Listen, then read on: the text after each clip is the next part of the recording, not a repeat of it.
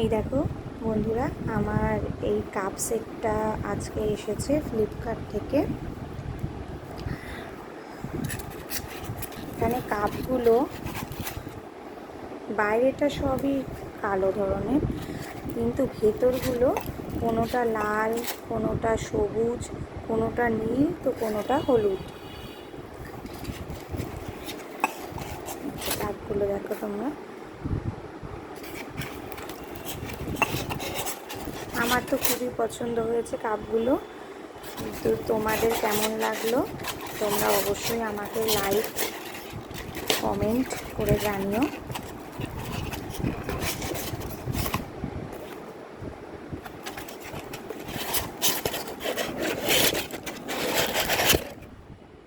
এই হচ্ছে 6টা কাপ।